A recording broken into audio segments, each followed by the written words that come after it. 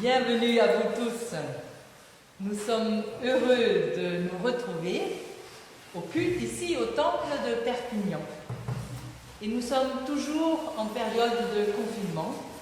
Alors, nous enregistrons encore ce culte avec nos humbles moyens. Alors, bonjour à ceux aussi qui vont regarder et participer par les ondes.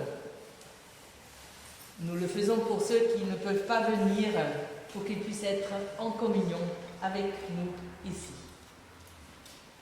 Pour que nous soyons bien cadrés, donc, je ne vais pas, et les lecteurs et moi, nous n'allons pas nous déplacer, et tout va se passer ici, derrière la Bible.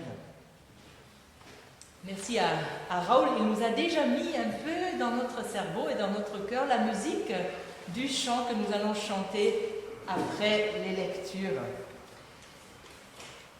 Nous voici en chemin vers Noël.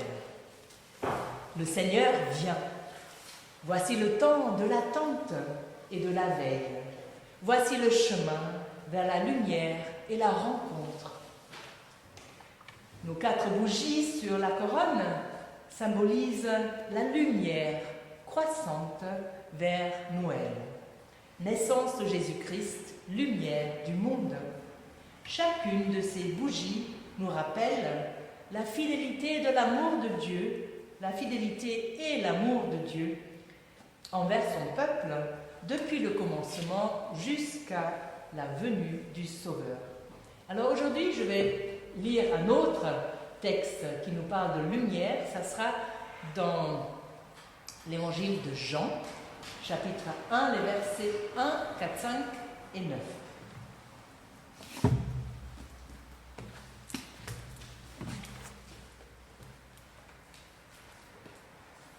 Au commencement était la parole.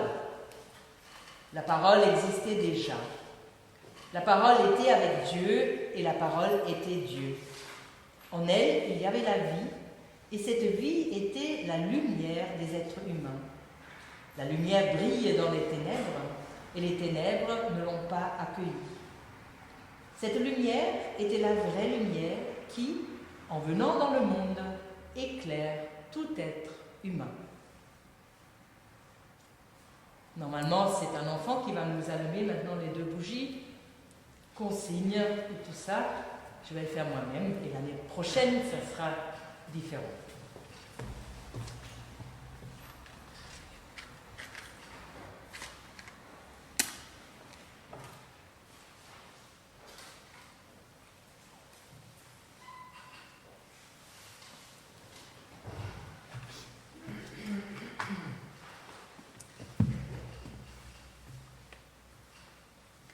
Maintenant, je vous invite à vous lever.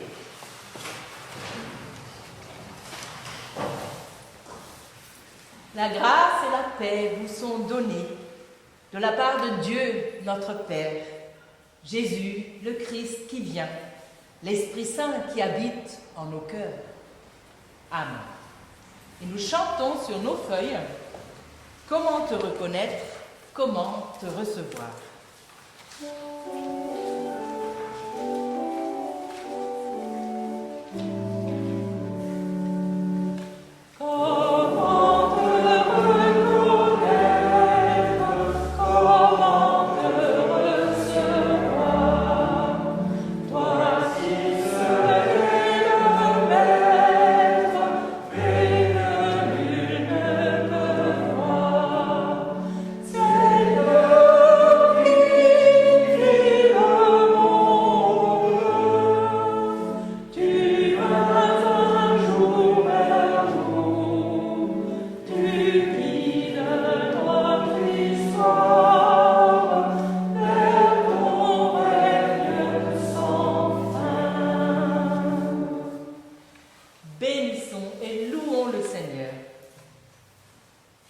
Béni sois-tu, loué sois-tu au Seigneur.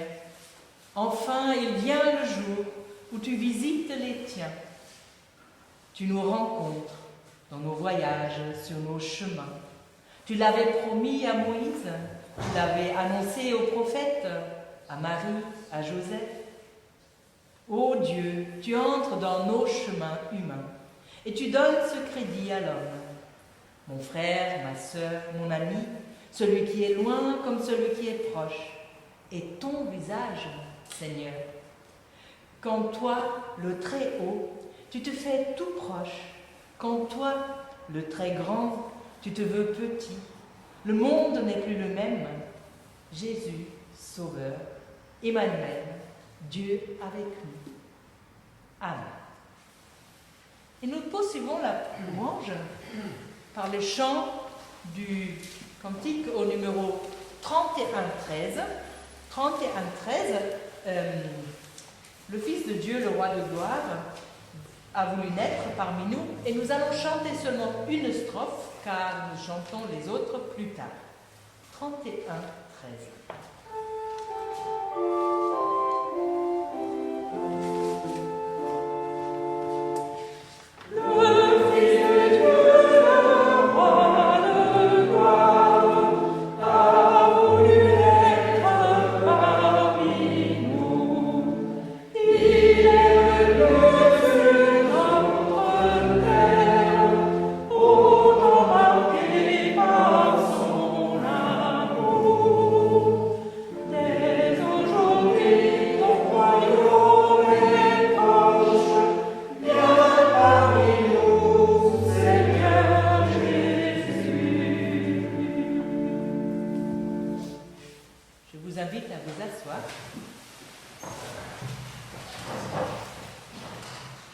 En guise de loi, volonté de Dieu, lisons et écoutons le passage de l'Épître qui nous est proposé pour ce dimanche 2e avant, dans la 2e lettre de l'apôtre Pierre, au chapitre 3, les versets 8, 9 et 14.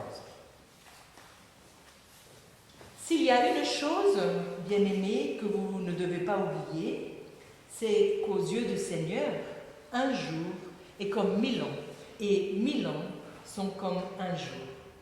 Le Seigneur ne tarde pas dans l'accomplissement de la promesse, comme certains le pensent. Au contraire, il fait preuve de patience envers nous, voulant qu'aucun ne périsse, mais que tous parviennent à la repentance.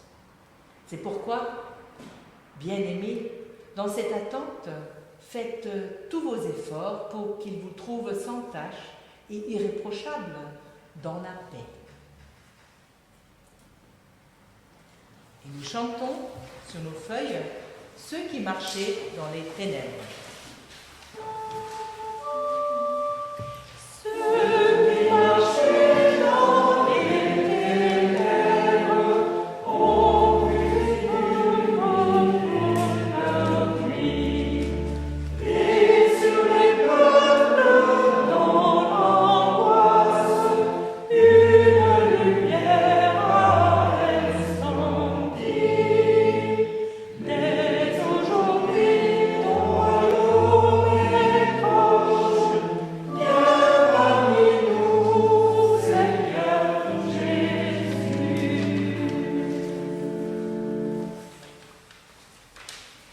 Je vous invite à la prière.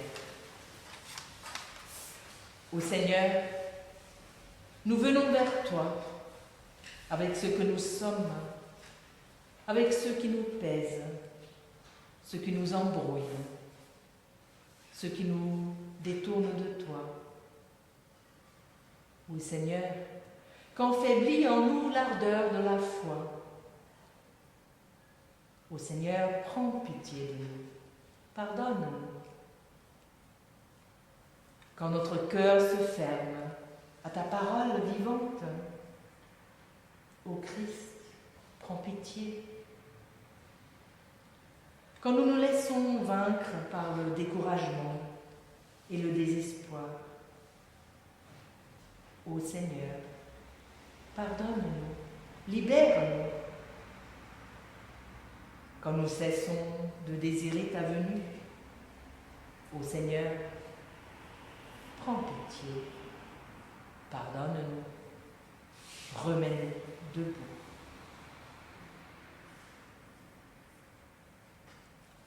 Et nous poursuivons la prière en chantant toi qui es lumière, toi qui es l'amour.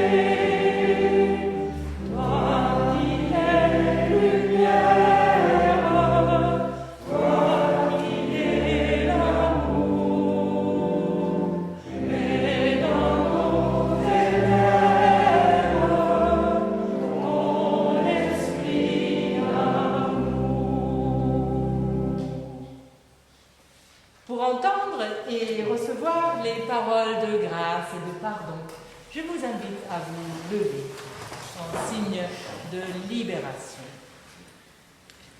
L'apôtre Jean écrit dans sa première épître au chapitre 3, « Dieu n'a pas envoyé son Fils dans le monde pour condamner le monde, mais pour que le monde soit sauvé par lui. Celui qui croit au Fils n'est pas condamné. Voici le témoignage de l'Esprit de Dieu. Dieu nous a donné la vie éternelle, et cette vie est en son Fils. Ainsi donc, demeurez unis à lui, afin que nous soyons pleins d'assurance quand il paraîtra, et que nous ne soyons pas remplis de honte loin de lui le jour où il viendra. Recevez donc par la foi l'assurance de son pardon.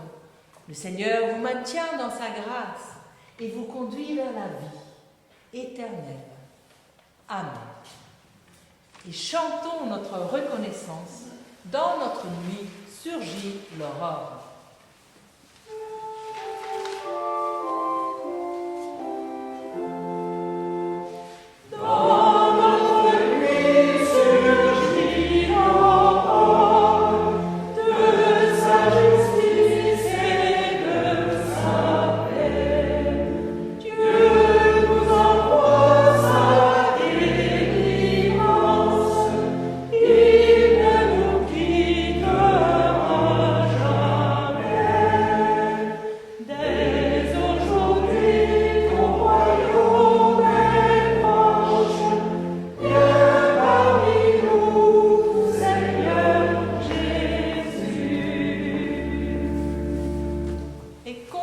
La foi chrétienne.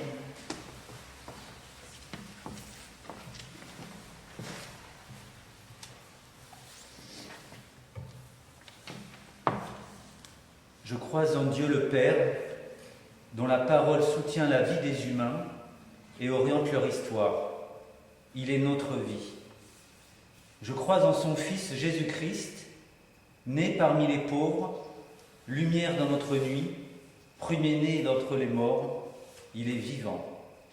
Je crois en l'Esprit Saint, qui nous fait naître à la vie de Dieu, qui anime le combat pour la justice et la paix, qui nous conduit dans l'espérance. Il est la force qui nous fait vivre. Je crois à la Sainte Église universelle, messagère de la bonne nouvelle qui rend libre. Elle nous enfante à la vraie vie. Je crois à la résurrection, dans l'imminence d'un monde nouveau, où Jésus-Christ notre Seigneur sera tous, toutes en tous. Amen.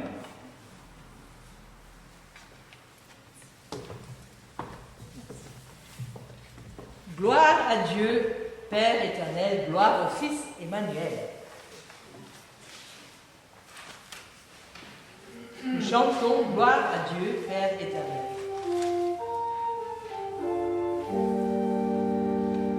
Gloire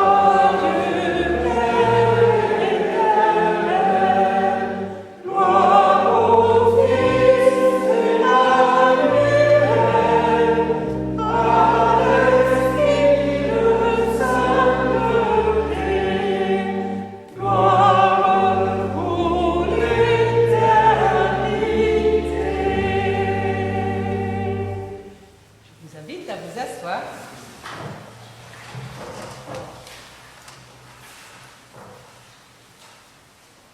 Nous allons maintenant lire les deux autres textes proposés pour ce dimanche, deuxième avant, et je vous invite à la prière. Ô Seigneur, voici pour nous la parole de la promesse. Voici devant nos pas le chemin de l'attente. Nous te prions que ton esprit donne vie à ces mots, que ton esprit affermisse nos pas, que sur notre chemin, ta parole soit lumière. Amen. Alors, nous avons... Ah oui, c'est toi. Nous lis Ésaïe, dans le prophète Ésaïe.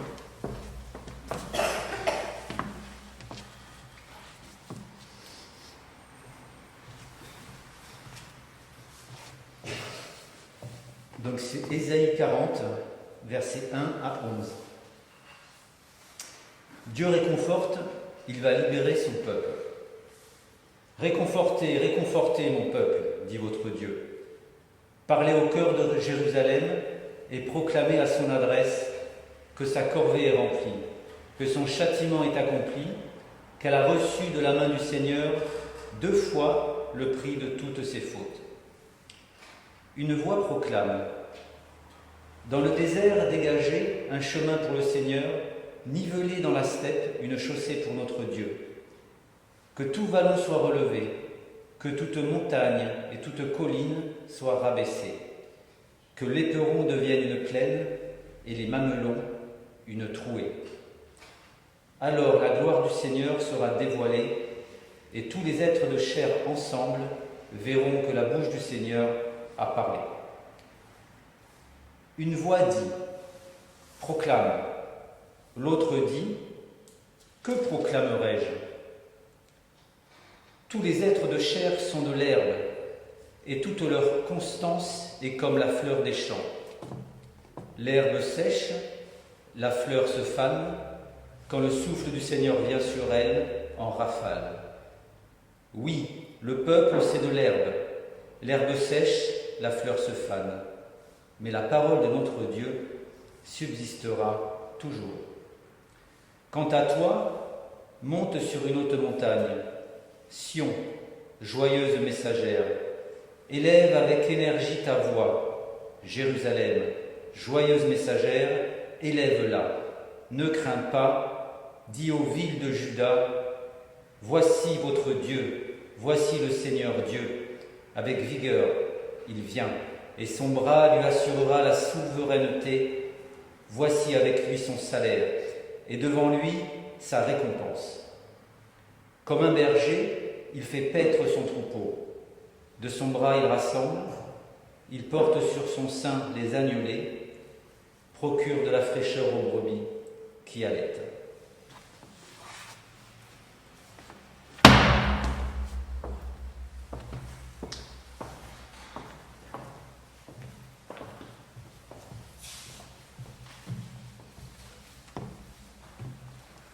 Lecture de Marc 1, versets 1 à 8.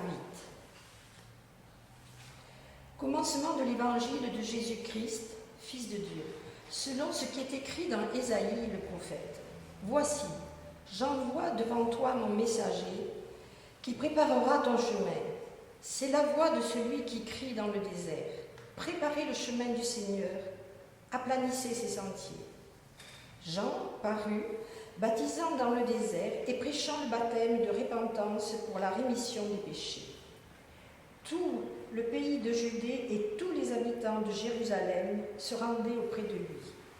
Et, confessant leurs péchés, ils se faisaient baptiser par lui dans le fleuve du Jourdain. Jean avait un vêtement de poil de chameau et une ceinture de cuir autour des reins. Il se nourrissait de sauterelles et de miel sauvage. Il prêchait, disant : il vient après moi celui qui est plus puissant que moi, et je ne suis pas digne de délier, en me baissant, la courroie de ses souliers. Moi, je vous ai baptisé d'eau, lui, il vous baptisera du Saint-Esprit.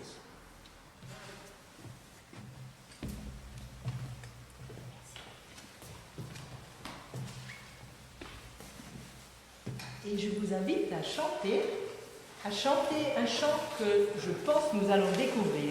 Il est tellement beau. Vienne la rosée, numéro 31-15. Vienne la rosée sur la terre. Raoul va nous le jouer une fois pour que nous ayons la mélodie dans nos oreilles et nos cœurs.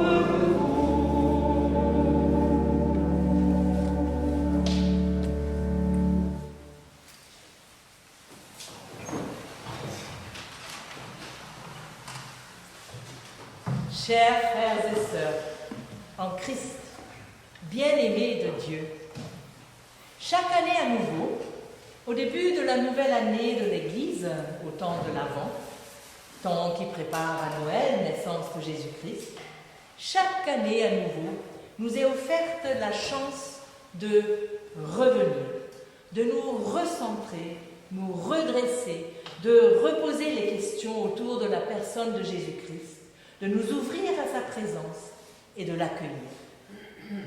Nous relisons des textes magnifiques des prophètes, surtout du livre d'Ésaïe, des évangiles qui appellent à la vigilance, à être veilleurs dans notre monde, à se préparer. Tous ces derniers dimanches, nous avons eu des textes sur ce thème-là, de veiller, d'être vigilant, de se préparer. Chaque année nous est offert à arrêter la course, de reprendre un peu son souffle, de résister à cette frénésie et à cette inquiétude haletante de notre temps, qui justement ne laisse plus le temps de se poser, de réfléchir, de laisser résonner des textes ou des musiques en nous pour approfondir la vie intérieure, pour comprendre qui est celui qui vient. Peu importe si Jésus est né en hiver après le solstice, symbole de la venue, de la lumière dans notre nuit, date fixée au IVe siècle, ou s'il est né à un autre moment. Ce qui importe est de nous laisser toucher, intriguer, habiter, de l'accueillir. Les évangiles rapportent son origine, son message et le sens de sa venue. Chaque évangile a sa manière. Nous avons les évangiles de l'enfance, dans Matthieu et Luc. Nous avons le prologue de Jean, dans l'évangile de Marc, que nous venons de lire. Pas de généalogie, pas de naissance miraculeuse, pas d'ange, pas de berger, pas de mages, de savants venus de l'Orient, pas d'étoiles comme chez Matthieu et chez Luc. Pas de hymne portique qui lie le commencement de Jésus au commencement du monde comme chez Jean. Dans l'évangile de Marc, tout de suite, une confession de foi. Commencement de l'évangile de Jésus-Christ, Fils de Dieu, lisons-nous au premier verset. Une confession de foi qui à elle seule concentre tout l'évangile. Une confession de foi comme commencement, comme base. Une confession de foi qui pourrait suffire à notre méditation de ce matin. Une confession de foi qui mériterait que l'on s'arrête sur chacun de ces mots. Prenons le mot évangile. Evangelion en grec. Bon message, bonne nouvelle. Et le verbe evangelizo, que l'on traduit par annoncer une bonne nouvelle. Evangelion correspond au verbe hébreu bachar, qui signifie porter un heureux message. Et nous trouvons ce mot bachar à plusieurs reprises dans le livre de Ésaïe.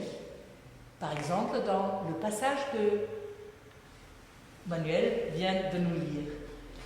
Verset 9 du chapitre 40. « Montez sur une haute montagne pour annoncer la bonne, la heureuse nouvelle. » En ce qui concerne le terme « évangile », j'ai lu une observation intéressante de l'helléniste et philologue Christian Bernard Anfou.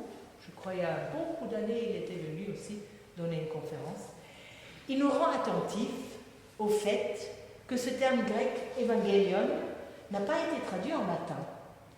Ça donnerait quelque chose comme « bona novella », quelque chose comme ça. Mais que ce terme était transcrit seulement. Quant au IIe siècle, le mot passe du mot grec au latin, évangelion devient évangelium. Pourquoi? Parce que ce mot, évangelion, contient, en plus de son sens bonne nouvelle, ce mot contient quelque chose d'intraduisible, lié à sa sonorité, évangelion.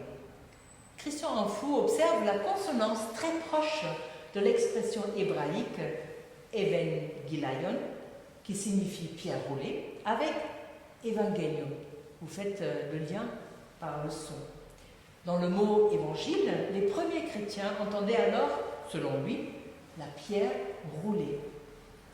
Il s'associe donc le mot évangile à l'image même de la résurrection, à pierre roulée, porte ouverte du tombeau.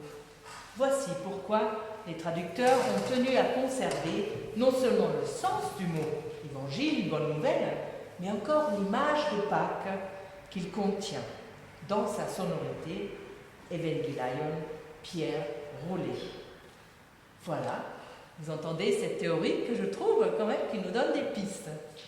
L'évangéliste Marc entendait peut-être ce double sens. Et lorsqu'il écrit « commencement de l'évangile », nous pouvons lire « commencement du message de délivrance et de salut », commencement de la bonne nouvelle de la résurrection, commencement de la bonne nouvelle qui jaillit du tombeau vide. Et Marc précise. Au cœur de cette bonne nouvelle se tient Jésus, le Messie, le Christ, le Fils de Dieu. Une bonne nouvelle, nous dit Marc, qui répond à l'attente et à l'espérance des prophètes d'Israël. Ainsi est-il écrit dans le livre du prophète Ésaïe, écrit Marc au verset 2. Marc reprend ici le passage d'Ésaïe qui parle de chemin, de sentier et de messager. Et Marc fait ce que a fait toute l'Église primitive, la première Église. Il relie les Écritures, la Bible hébreu, à la lumière de la confession de foi chrétienne qui ouvre son évangile.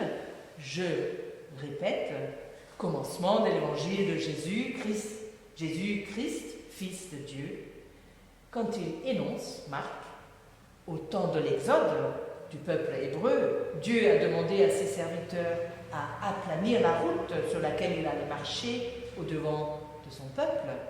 Et au temps de l'Évangile, il demande à un messager de préparer le chemin pour le Seigneur, Jésus-Christ. Vous voyez, les deux appellent à préparer le chemin. Une fois pour les serviteurs, pour Dieu, pour aplaner la route pour le Seigneur Dieu, une fois pour le Seigneur Jésus-Christ. C'est alors qu'apparaît Jean. Jean, littéralement dans le texte, Jean le baptisant, celui qui baptise. Jean-Baptiste, que nous contemplons chaque année en cette période de l'Avent. Jean, le prophète solitaire, avec sa peau de chameau, en fait sa peau de poil de chameau, sa ceinture autour des reins, comme est décrit également le prophète Élie dans le livre des rois. Il y en a un lien, prophète Élie et Jean-Baptiste. Jean qui se nourrit de peu, de sauterelles et de miel sauvage, nourriture du désert. Un homme d'ascèse, un homme du désert. Ce désert où Dieu a pris l'habitude de donner rendez-vous à son peuple. Nous avons parlé de ce texte lors d'un culte de maison. Et quelqu'un disait, oui, ce désert, pour moi, c'est aussi le désert dans lequel nous vivons. Un désert, un vide spirituel, un vide de sens dans notre société remplie de bruit. Un désert où nous avons besoin de ce cri, de cette voix qui nous réveille, qui nous rappelle, qui nous réoriente. Alors voyez, le désert peut être une image à double signification. Un vide, comme avait dit cette personne, un désert qui signifie l'aridité de notre vie intérieure, qui est en danger, mais aussi le vide dépouillé qui laisse la place à Dieu. Arriva Jean dans le désert, écrit alors Marc au verset 4. Et que fait-il, Jean? Il baptise. Dans le judaïsme du 1er siècle, le baptême est compris comme une purification qui se pratique dans des bassins rituels. Jean, lui, baptise dans l'eau vive du Jourdain. Il baptise toutes celles et ceux qui viennent à lui, tous les hommes et femmes de Judée qui s'approchent de lui. Et son baptême est un appel à la conversion, pour la délivrance, le pardon des péchés. La conversion, métanoïa en grec, le retournement, le retour, koum en hébreu. Au-delà d'un changement de conduite, ce mot nous indique un retournement, un changement de direction, mais pas un demi-tour pour revenir en arrière, comme ça, on se tourne comme ça, vers derrière, mais un changement vers le haut. Retourner au Seigneur, vous connaissez, j'aime bien faire ce geste, retourner au Seigneur. C'est cela la conversion, retourner à cette relation à Dieu. Et ce retour efface ce qu'on appelle le péché, cet errement dans nos vies, cet état de errance, manquer la cible, nous égarer de ce que Dieu veut pour nous. Faire demi-tour pour nous reconnecter. Jean, le baptiseur, appelle ici à ce retour, à ce changement de direction. Retournez vers le Seigneur, car il vient celui qui est plus fort que moi. Il vient celui qui vous baptisera de l'Esprit Saint. Il vient, il vous baptisera de ce souffle qui donne foi, espérance, amour. Il vous baptisera de ce souffle qui donne courage et résistance. Il vient, celui qui vous baptisera de l'Esprit Saint. Et c'est comme un cri dans le désert, c'est comme un cri au milieu du mal qui paraît triompher. Il vient préparer sa venue, préparer le chemin du Seigneur, aplanissez ses sentiers. Et puis, Marc utilise encore un mot important, 2 fois dans ce court passage. C'est le mot proclamer. Proclamer. Kérisso en grec, qui donne kérigme. Ceux qui ont déjà lu la théologie, kérigme veut dire ce qui est annoncé, proclamer. Ce verbe signifie littéralement proclamer par la voix d'un héros, d'un messager, convoqué au combat, annoncer la fondation d'une cité, inviter les citoyens à sortir, à se lever, à se mettre en marche. Jean-Baptiste proclame ici, en annonçant la venue de Jésus-Christ, Jean-Baptiste proclame ici aux citoyens à sortir, à se lever, à se mettre en marche, à retourner vers le Seigneur. Préparez le chemin du Seigneur, rendez droit ses sentiers. Rendez droit ses sentiers. Ces sentiers tellement encombrés, dans tous nos encombrements, nos errements, nos impasses, nos branches de feuilles mortes amassées sur nos chemins de vie, tout ce qui ne va pas dans nos vies, lutte de pouvoir, mesquinerie, mensonge, avarice, blessure, et j'en passe. Ces nids de poules sur nos sentiers, mais aussi dans tout ce qui nous fait peur ou désespérer, la pandémie, les conséquences économiques, l'accroissement des inégalités, la peur du chômage, les déceptions familiales, aux difficultés de la vie commune, les maladies, la dégradation de la biosphère, la violence et le fanatisme, la menace du terrorisme, dans cette détresse du monde, les pieds dans la boue et le péché, comme l'écrivait Martin Luther, notre rôle est de préparer le chemin du Seigneur et de rendre droit ses sentiers. Autrement dit, de vivre avec et par le Christ, d'annoncer l'évangile de Jésus-Christ. Oui, l'évangéliste Marc, par la bouche de Jean-Baptiste, encourage ses lecteurs et auditeurs. Il nous encourage par ce passage. Il appelle, il oriente vers Jésus-Christ, chacun, chacune, individuellement. Mais il montre aussi ce que doit être l'Église. N'est-ce pas, à l'image même de la figure de Jean-Baptiste, n'est-ce pas le rôle même de l'Église d'annoncer Jésus-Christ, son enseignement, son appel, son espérance, comme la pierre roulée du tombeau. Oui, annoncer Jésus-Christ comme le fait Jean-Baptiste et d'en vivre. N'est-ce pas d'être une Église qui témoigne d'un avenir et d'une espérance, surtout en ces temps où on ne voit pas bien l'avenir. Une Église qui attend celui qui vient, celui qui baptise d'Esprit Saint, celui qui baptise de ce souffle qui donne foi, espérance, amour, de ce souffle qui donne courage et persévérance. Une Église qui attend celui qui vient de manière attentive et active, et qui vit et proclame haut et fort l'espérance, la vie par et avec Jésus-Christ et ceux qui nous enseignent. C'est alors que l'attente de celui qui vient, ce temps de l'Avent, nous appelle à nous mettre en route, à nous mettre sur les pistes du monde et à la rencontre de celui qui vient, à témoigner d'un avenir, à porter l'espérance encore et malgré tout, comme cette pierre qui n'en finit pas de rouler de devant les tombeaux. L'attente de celui qui vient nous appelle à nous ouvrir à sa venue, à la venue de celui que l'évangéliste Marc annonce. Commencement de l'évangile de Jésus-Christ, Fils de Dieu, préparer le chemin du Seigneur, rendez droit ces sentiers. Amen.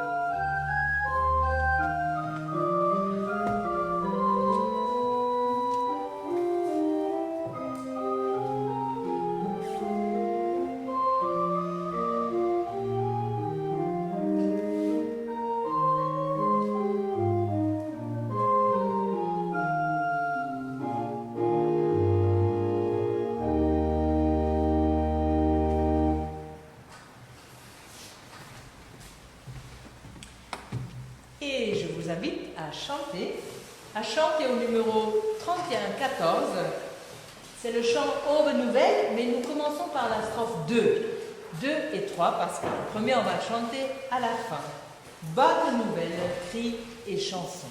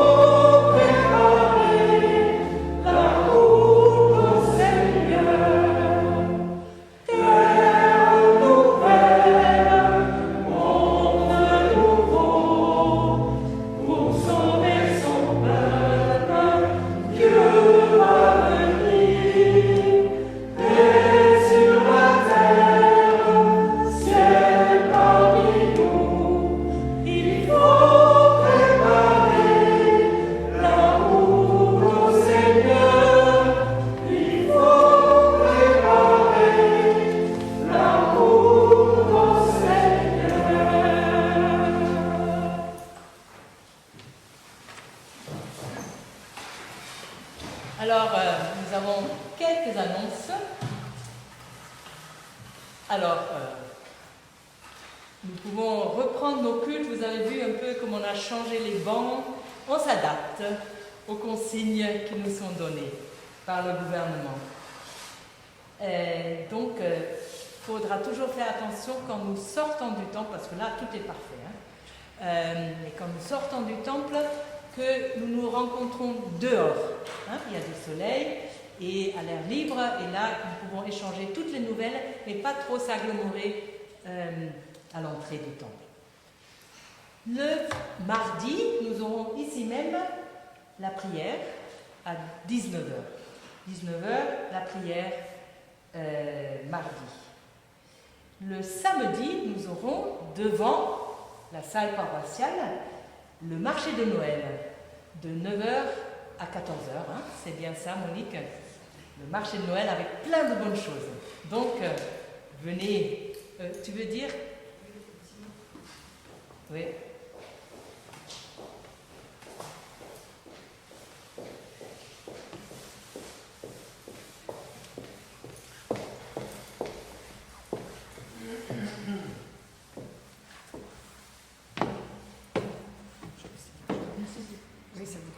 Oui, donc de 9h à 14h, venez nombreux, on aura plein de bonnes choses, des confitures, de l'artisanat, des gâteaux, un superbe panier garni avec une loterie, des bijoux, des jouets, plein de bonnes choses. Et cette année, plus que jamais, on a besoin, puisqu'il y a beaucoup de demandes, Voilà, c'était une année un peu difficile, compliquée, alors j'espère qu'il y aura beaucoup de monde, voilà. Merci, à bientôt. Merci Monique, quand elle dit il y a beaucoup de monde, c'est que avec l'argent récolté, évidemment, vous le savez, c'est pour pouvoir aider, hein, c'est pour l'entraide, donc pour pouvoir aider les gens dans le besoin. Merci. Et dimanche 13, nous aurons 2 célébrations. Nous aurons le culte au matin à 11h, un culte avec musique d'orgue de l'Avent, des choraux de l'Avent, et peut-être aussi la chorale, on verra, hein, ce sera la surprise.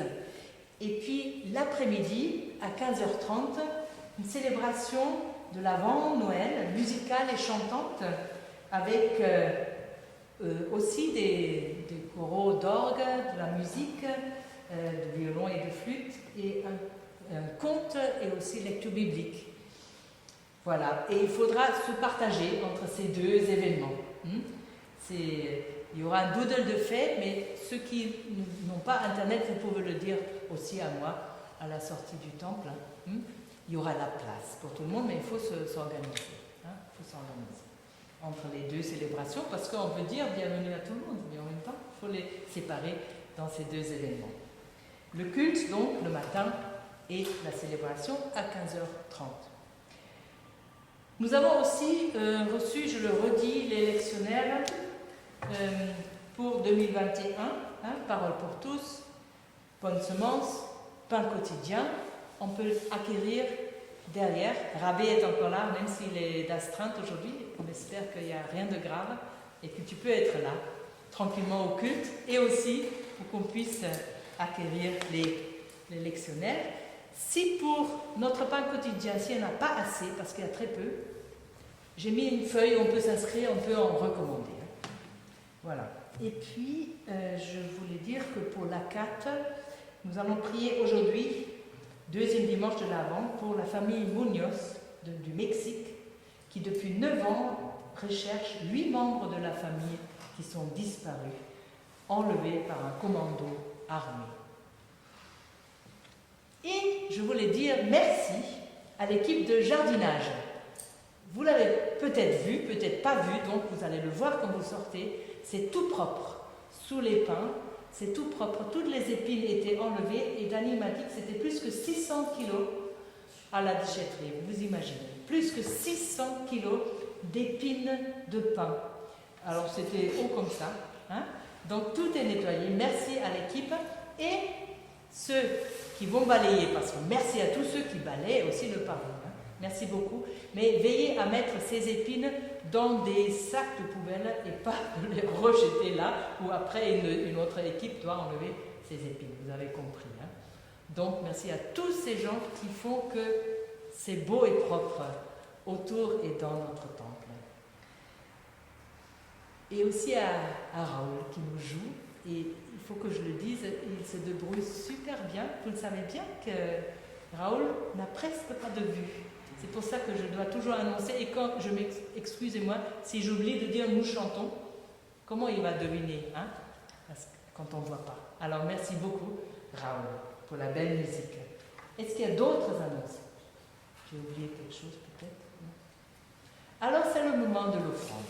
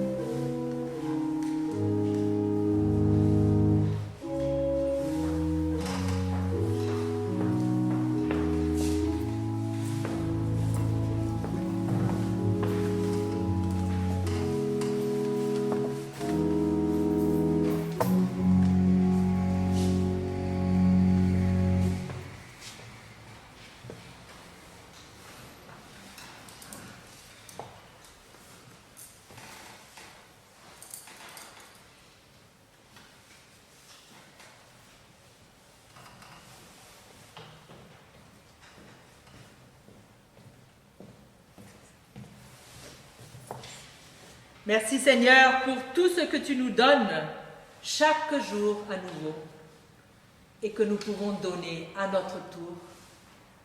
Bénis le travail de nos mains, bénis le service de l'Église. Amen.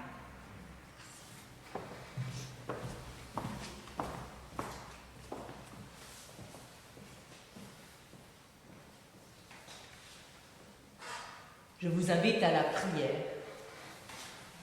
prière d'intercession. Ô Seigneur Dieu, nous te prions. Nous te prions pour ce monde, avec sa joie et sa beauté, mais aussi avec ses difficultés économiques et sociales, difficultés de santé et d'environnement. Nous te prions pour les personnes qui subissent les conséquences de la pandémie. Donne la force à résister, à persévérer, à ne pas céder à l'angoisse, ne pas perdre courage, à vivre l'attention à l'autre. Nous te prions pour les pays en proie de la violence et au fanatisme.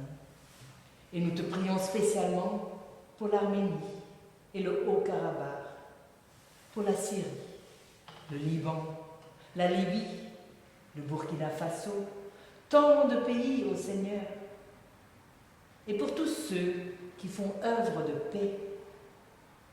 Nous te prions pour les responsables des nations.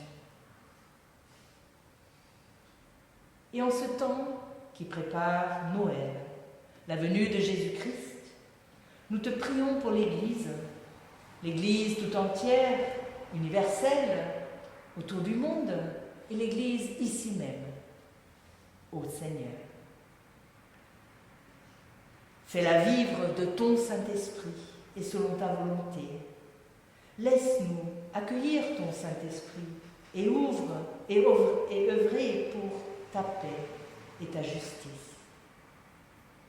Nous te prions pour ceux qui préparent Noël sous la menace et te prions pour les chrétiens au Moyen-Orient. En ces temps fragiles, aide au respect de chaque religion, au vivre ensemble dans la paix. Nous te prions pour les gens en recherche, ceux qui sont dans la tourmente, ceux qui sont découragés ou égarés, pour toute personne qui doit vivre la maladie, le deuil, la rupture, pour nos anciens qui ne peuvent plus se déplacer pour être au culte avec nous, et pour toute personne qui accompagne un être fragile. Nous te prions pour ceux pour qui l'approche de Noël est une grande joie, et pour ceux pour qui ce temps est un temps de tristesse et d'épreuve. Oui, ô Seigneur, nous te confions nos rencontres, nos célébrations et les veillées d'église, les enfants, les jeunes, les familles, les anciens, et chacun qui franchit la porte de nos temples. Que ce temps de l'Avent et de Noël soit un temps de rencontre avec toi, ô Seigneur. Et nous te prions encore en ce temps de confinement, garde-nous éveillés, confiants, tournés vers toi et vers ceux à nos côtés. Et dans le silence de nos cœurs, nous te nommons les personnes et les situations que nous voulons te confier.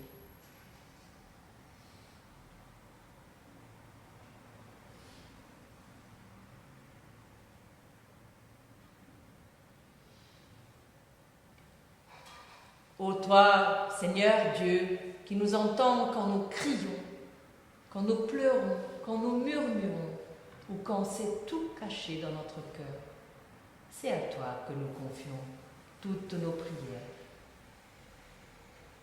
Et nous prions avec les chrétiens autour du monde, à travers les temps et de toute confession, la prière que Jésus-Christ nous a laissée.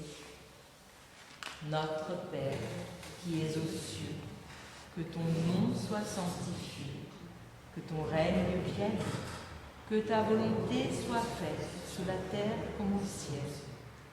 Donne-nous aujourd'hui notre pain de ce jour. Pardonne-nous nos offenses, comme nous pardonnons aussi à ceux qui nous ont offensés. Et ne nous laisse pas entrer en tentation, mais délivre-nous du mal, car c'est à toi qu'appartiennent le règne, la puissance et la gloire, au siècle des siècles. Amen.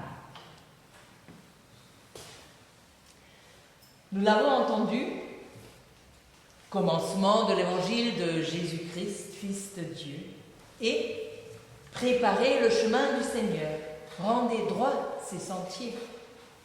Ce temps de l'Avent nous appelle à nous mettre en route, à nous préparer à celui qui vient. Il nous appelle à porter l'espérance encore et encore, comme cette pierre qui n'en finit pas de rouler de devant les tombeaux. L'attente de celui qui vient nous appelle à nous ouvrir à sa venue. Et recevez la bénédiction de la part de Dieu.